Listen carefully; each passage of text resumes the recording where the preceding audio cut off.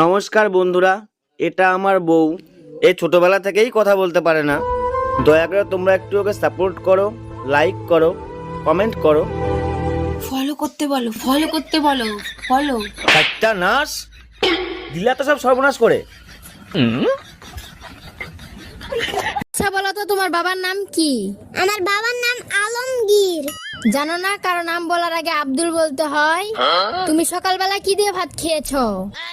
আব্দুল টাকি মাছ দিয়ে। মাছের নামের আগে আব্দুল বলতে হয়, এটা তোমাকে কে শিখিয়েছে? আব্দুল আপনার ম্যাডাম। মিষ্টি, একটু ফোনটা দে তো বাবু, তোর বাবাকে একটা কল করব।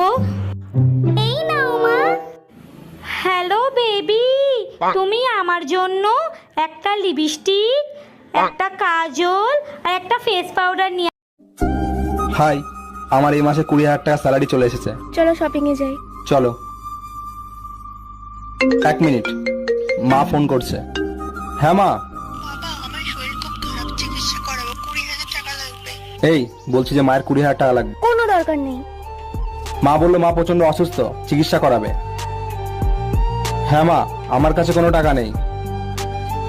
সরকারি হাসপাতালে যেতে বলো। সরি শাশুড়ি মা, সরকারি হসপিটালে গিয়ে চিকিৎসা করান। কি? আমার মা? ইয়েস, তোমার মা।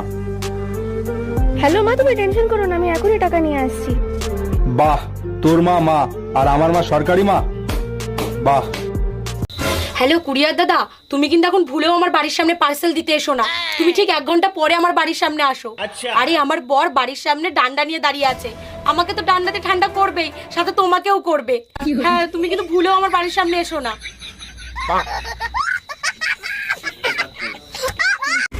বলছি এইটা কি ঝুনঝুনি পোদ্দারের বাড়ি? না না, ঝুনঝুনি পোদ্দার 3 বছর আগে এই বাড়িটা আমাকে বিক্রি করে দিয়ে তো চলে গেছে। সে তো এখন এখানে থাকেনি। কিন্তু ভাই তুমি কে?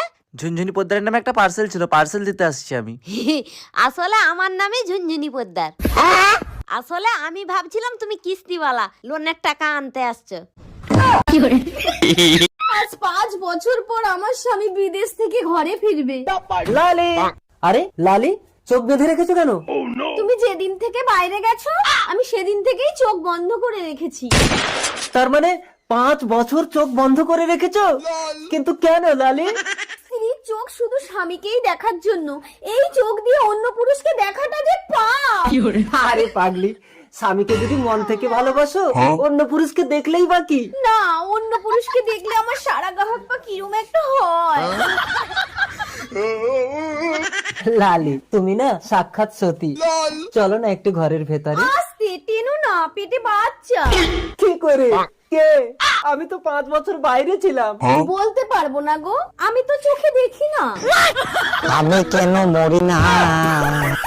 তোমার সাথে বিয়া না হয়ে একটা গাছের সাথে বিয়া হইলেও শান্তি পাইতাম। তাইলে একটা গাছের কাহিনী শোনো। একটা গাছের সাথে সবসময় একটা গাধা বান্ধা থাকতো।